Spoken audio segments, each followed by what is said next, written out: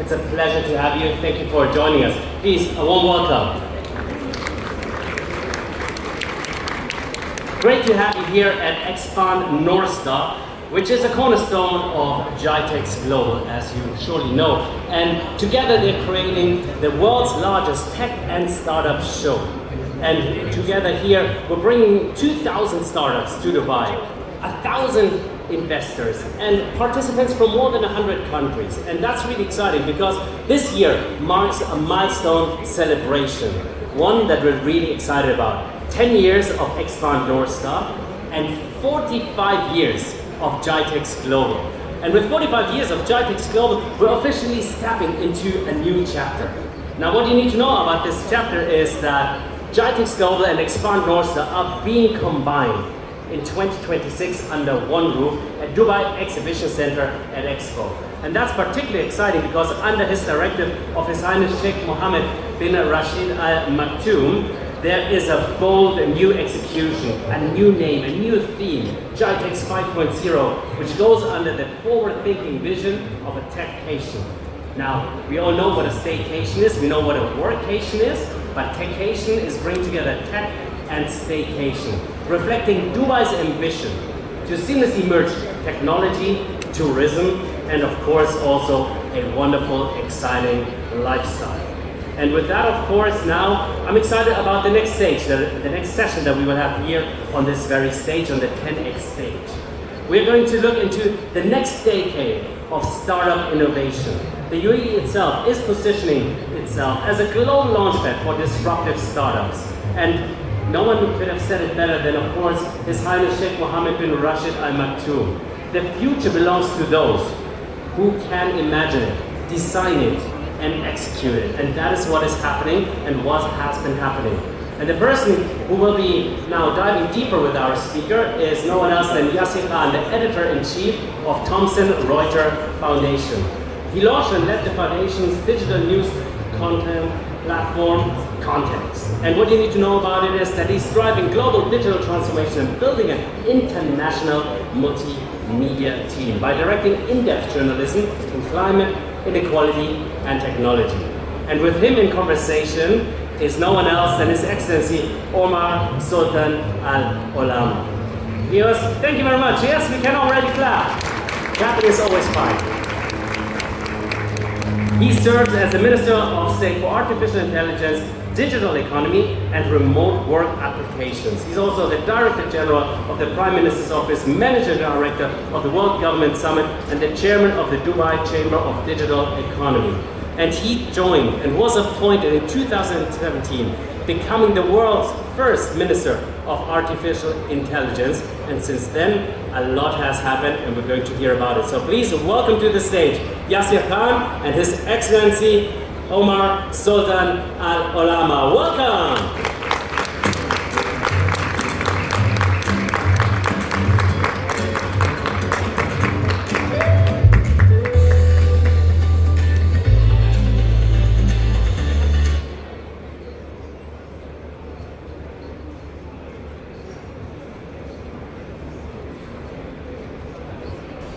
Thank you for coming, everyone, and thank you for joining us, Your Excellency. It's good to be here. My pleasure, Yasser. We have two things in common, glasses and grey hair. So I hope the audience is able to tell the difference between both of us. Look, I'm going to dive into our questions right off the bat, if that's okay with you, because your time is precious. Your Excellency, UAE has made no secret of its ambition to be the world's startup capital. When you speak to founders here globally, as Minister for Artificial Intelligence, as Minister for Remote, what's the pitch you give them about why they should start here, rather than in Silicon Valley or Singapore?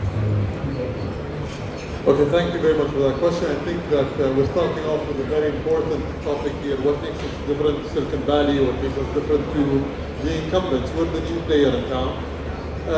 I'd like to maybe answer this question with a story. If you're I'm going to be very quick on this. So let's imagine there are two kids, one that lives in the forest and one that lives in the desert. The kid that lives in the forest spends his days looking at the beautiful trees, looking at the beautiful landscapes, looking at the butterflies and the animals.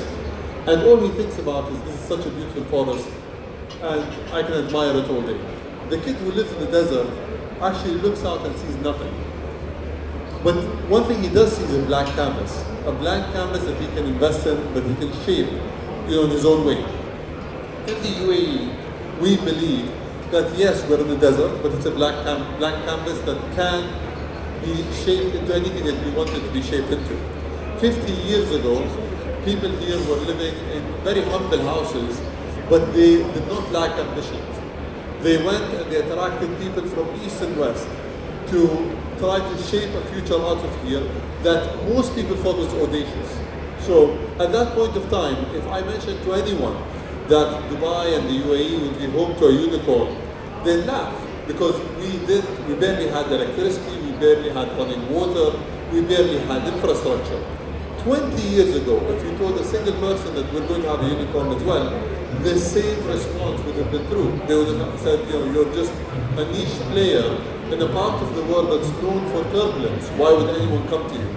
But what we had is consistently, we were delivering upon a very clear vision. And what we were able to do is attract people that were dreamers, people that are as audacious as we are, and people that are not looking at the forest and saying, we have a beautiful forest in front of us, but people that are looking at the desert and saying, what can we create out of this land? Each and every single one of you represents that. I've met people this morning that have flown in from New York, that have flown in from Vietnam, that have flown in from every corner of the world. And one thing they say consistently is, the energy here is different, and we believe that you guys are dreamers. Most governments, unfortunately, do not have the audacity to dream.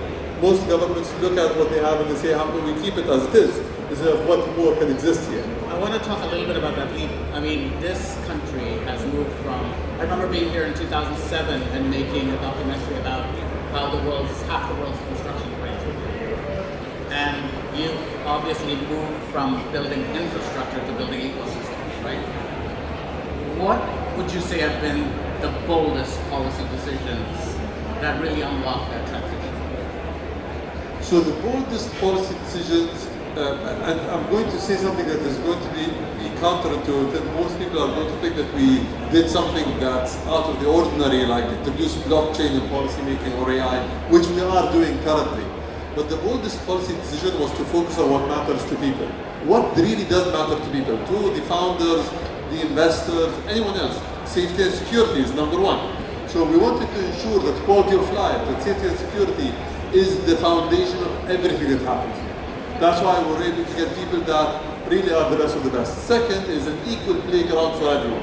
So no matter where you're from, no matter what your background, no matter what your social status is, if you come to the UAE and if you come to Dubai, you are going to have a fair playground where you can succeed. And then the third thing was, we did not think of what we have, we always thought of what can be done more. So in every single sector, let's talk about blockchain. Blockchain, the technology as a whole in 2015 was seen as this fringe industry that people didn't want to touch. We had the first blockchain council established here. We started to attract crypto companies. Today we are the crypto capital of the world. The same is true with AI. Most people started talking about AI after ChatGPT. His Highness Sheikh Mohammed bin Rashid and His Highness Sheikh Mohammed bin Zayed, our Prime Minister and President, went and launched a strategy, an ambitious strategy for AI in 2017. The UAE as a government, so if you look at the investments that Abu Dhabi has been making in AI, they started investing in AI since 2008. So 2008 was early days, like very, very early days. Abu Dhabi was investing in chips with global foundries. They were investing in companies that were focused on AI, because we don't think in intervals of quarters. We don't think in 4-year intervals like other countries. We think in multi-decade intervals. So all of our thoughts are, the next 10 years, the next 50 years, the next 100 years. And we think of not just who's here today, but the generations that are going to come in the future. I want to pick up on AI a bit selfishly, because you are the Minister of AI and I live and breathe this stuff. You can attract people here, you can have the vision, you can have investment here. How are you going to implement artificial intelligence in the way this country works, in the way the UAE works? What's your priority? Where do you start? And what's your return on investment? Okay, you're trying to put me under the magnifying glass here, but I'm ready for it. Just doing my job, sir. No, great. Okay, so in 2017, I'll just say a funny story. In 2017, I went to this event and I was on stage and someone said, "You guys are so focused on AI, why is AI important?" And a member of the audience said, "Yes, I have no idea why the UAE is focused on automotive insurance." So at that point of time, no one thought of artificial intelligence as a thing. This was 2017, right? So it wasn't multi-decades ago, it was less than 10 years ago. Now, our view of AI is maybe multiple faceted. The first is we don't care about AI just for the glitz and the glamour of it, right? So it's not just about economic gains, it's not just about productivity, it's really about quality of life. So how do we deploy this technology to improve the lives of every single person that comes to this country? And I'll give you a simple example. For anyone here that has a residency to the UAE or is a national of the UAE, you can actually come through Dubai airport without pulling out your passport or dealing with a single human being. You can walk across the smart gates, look at the camera, cut across the airport without having to stop. That is a positive use of AI that focuses on quality of life. That's not a use of AI that, is a robot coming and saying, "Hello, I am agent X or Y," and really making the actual experience an experience where there's no value add. The second is it needs to be a non-controversial and safe use of AI. So you're going to see that every single use of AI here is one that works, that doesn't need to be in your face, and that is secured in a certain way. So we have, the National Cyber Security Council that does a fantastic job ensuring that these models are safeguarded, that we are deploying AI effectively. And then finally, there are certain domains where AI can be used and deployed effectively, non-controversially, and can improve quality of life, and others where it can't. So we're deploying AI in infrastructure development. We're doing a lot there. So you can save billions of dollars, you can make people's lives better, you can increase safety and security, and you can finish your projects much faster. It's a great use of AI. You can also deploy AI in tourism in certain countries. We aren't doing this as aggressively as others because it will, entice companies to take people's personal information. It will do things that might harm people. So we're trying to have a balanced approach where we understand what the end game is and we're doing it with very active steps. And then finally, we're doing a lot to try to attract the best brains and the best companies here. So think about the number of AI startups in the UAE. So we have over 1,500 companies that are pure AI companies. It's the highest in the region, right? We don't believe that we've reached the end point. We believe that this is a starting point. Our goal is to reach 10,000 companies in the next 5 years. And to try to create that, we need to create a flywheel where the best and the brightest people can come and call the UAE home. The UAE had its AI strategy in 2017. I mean, that's quite visionary. You were appointed in 2017 as the first Minister for AI in the world. And in the strategy, there's a strong focus on transparency. And you just mentioned the safe use of AI and responsible use of AI. I want to ask you about that transparency. Do you see transparency in AI use as a business imperative? And how critical is that to your vision for the use of AI in this country? It's definitely important. And I'm going to be frank here. I think most of the times when we talk about transparency, the need for transparency is a need because most people don't understand how AI works. So if I deploy AI for the sake of deploying it because I want to increase my valuation as a company, add a zero to whatever valuation I have because I use the two letters A and I will use it without knowing what the impacts are. It is a black box, to a large extent. So I think transparency is necessary.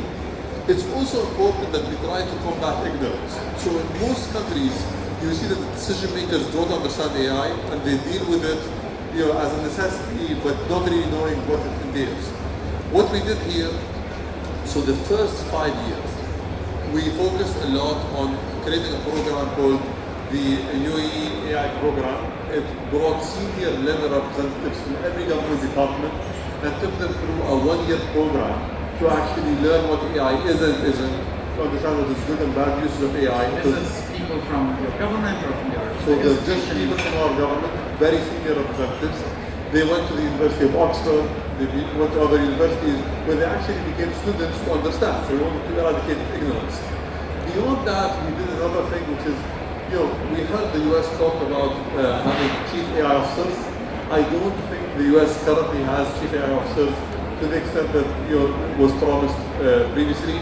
We have a chief AI officer in every single government department, whether it's locally in Dubai or on the federal level as well.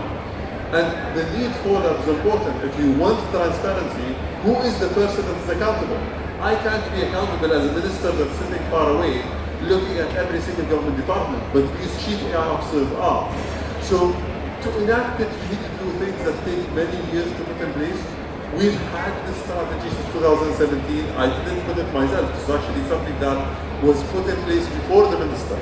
I was thinking more about companies that are either investing here or that are starting here. How do we ensure transparency in AI use in those companies? You've talked at the governmental level. I'm talking at the business level.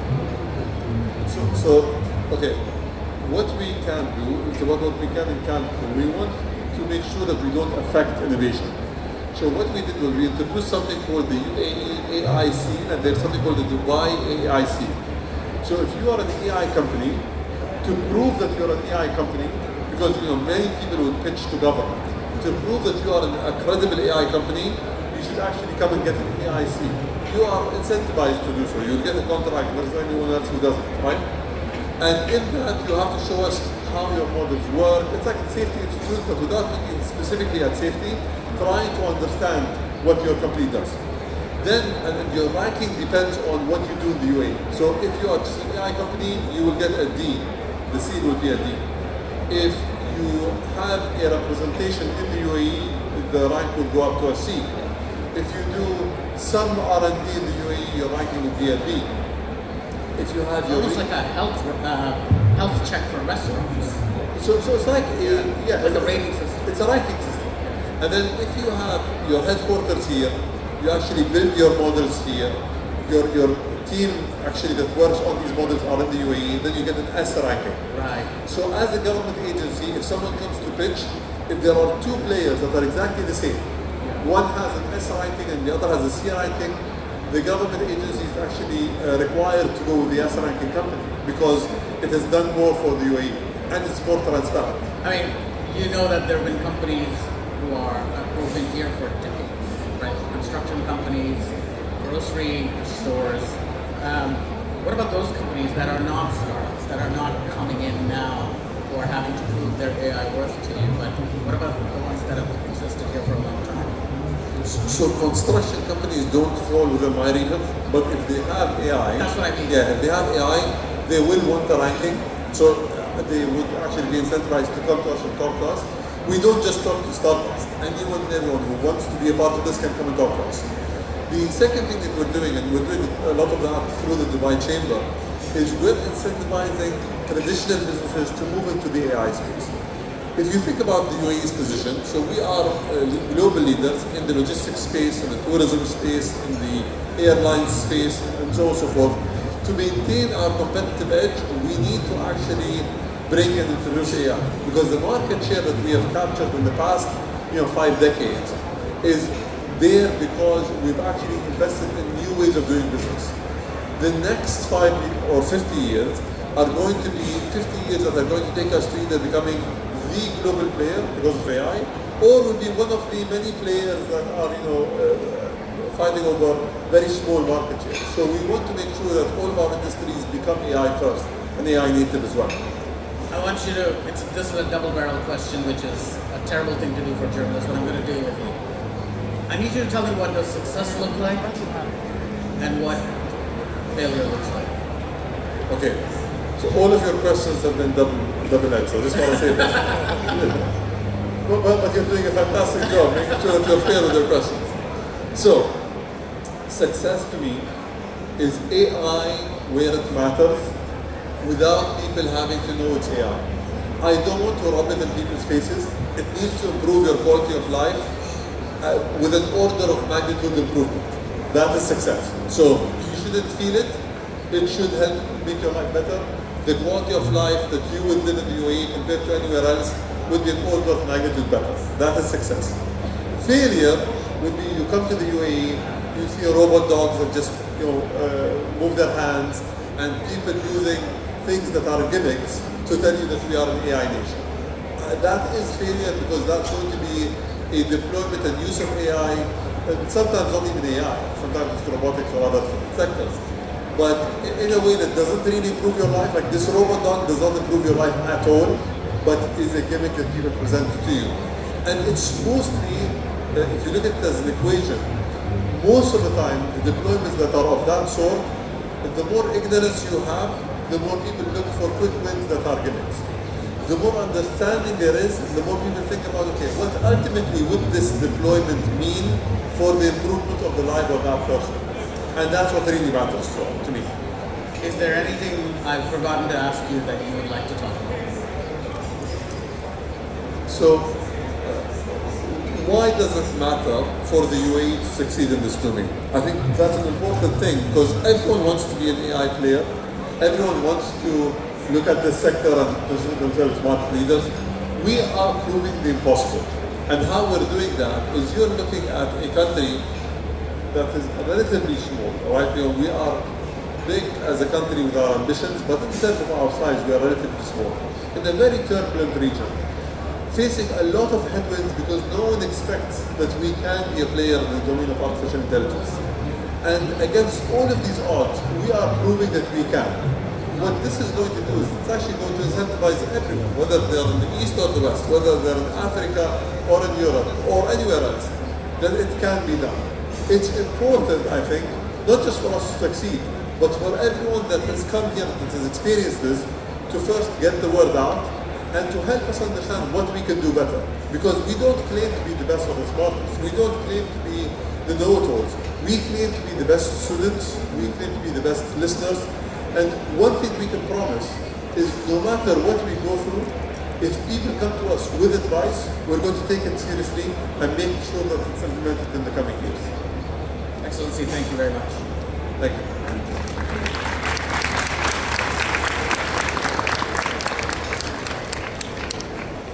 Thank you very much for this wonderful conversation. A lot of insights, a lot of inspiration shared, and most of all, thank you, Your Highness Sheikh Mohammed bin Rashid bin Mohammed bin Rashid Al Maktoum, for joining us here at GITEX. Thank you very much. A wonderful session. Please give another round of applause.